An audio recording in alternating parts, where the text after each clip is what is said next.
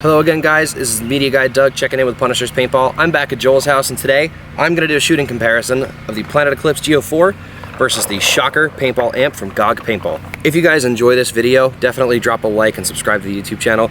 Let me know what your favorite shooter is and what you thought of this. I will definitely be trying to give you the best descriptions that I can from a shooter's perspective. Let us know what you guys think in the comments and we'll catch you after the intro.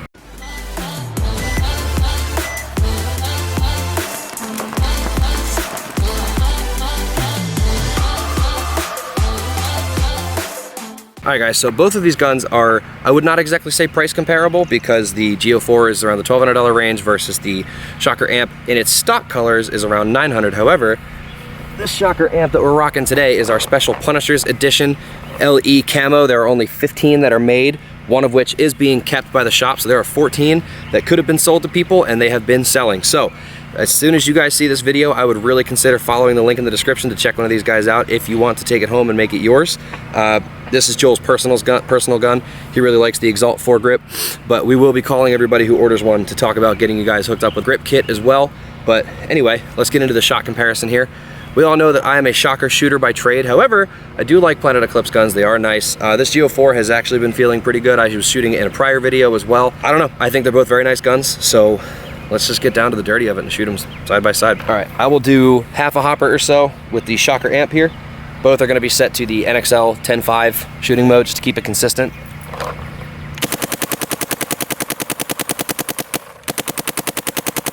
Just feels super smooth. I'll try to get you guys some barrel shot too here.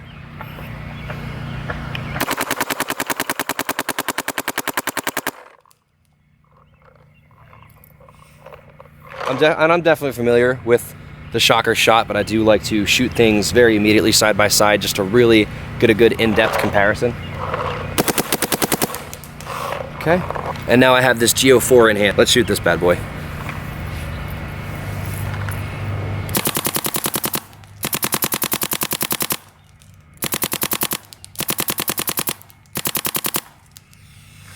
Let's get you some shot trajectory footage.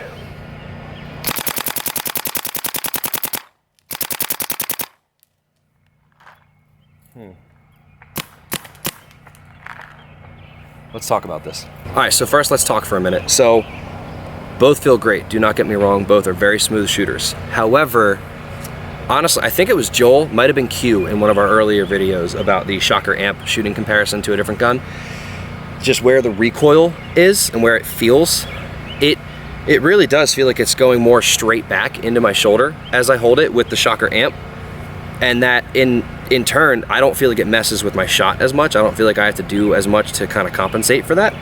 Versus with the GEO 4 and quite frankly with a lot of other guns, even with my XLS, it feels like more of a pop. It's still an extremely smooth shooting gun and you can hear how poofy it is, but it's definitely more of a pop and more barrel rise as opposed to just straight back movement as if it were on like a gun sled kind of thing. So I do lean toward the amp as far as feel. Just on the shot. Both are very comfortable in the hands, don't get me wrong. I don't mind, I don't hate how fat the GEO 4 grip is. It's a little big for me. Again, used to shooting Shockers as opposed to that CS1 style grip that is on the GEO 4, but it's not bad at all in the hands, and it is still a smooth shooter by all means. It feels great, but my preference does lean toward the Shocker. It's just I feel like it's a little smoother.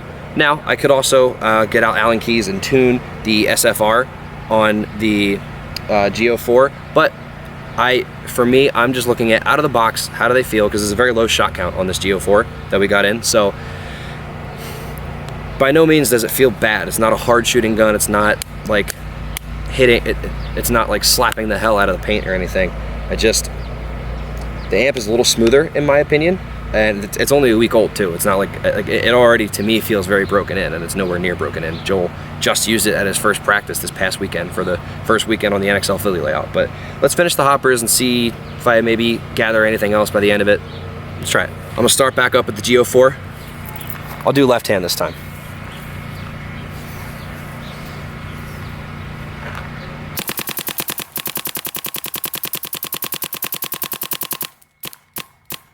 You see that barrel rise?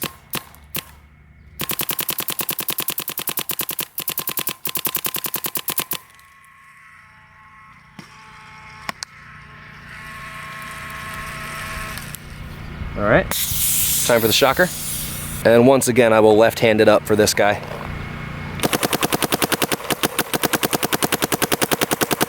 Yeah, I just, like, obviously there is still some barrel rise, you can't get away from that entirely, but I just feel like there's far less. Like, I'll take my front hand off here. I don't know, I don't feel like it, not that, by no means is the GEO4 hard to control, but I just feel like I have an easier time with the amp. Really like this thing.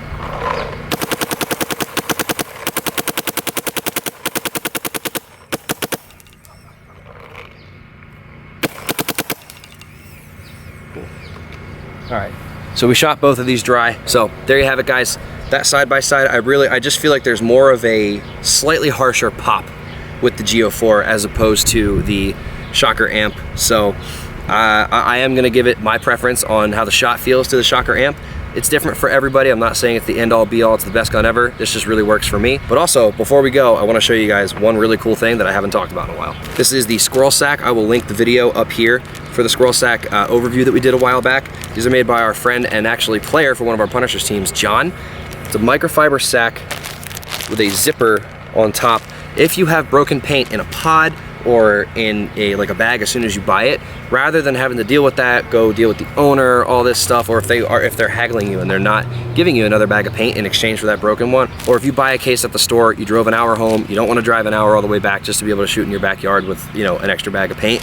This is going to save you money and save you time. You open this up with the zipper, you pull out the broken ball from wherever it was, you put in the rest of the paint that's covered in gunk, zip this thing up, roll it around really gently, pour the paint back out, it's all dry, it's good to go, because it's a microfiber sack, i.e. the Squirrel sack. We love having these guys around. They have been insanely popular ever since we got them in. Definitely recommend them. But guys, if you enjoyed today's video, definitely please let me know in the comments. Let us know which gun you like to shoot, if you've been able to hold both of them, and we'll catch you in the next one.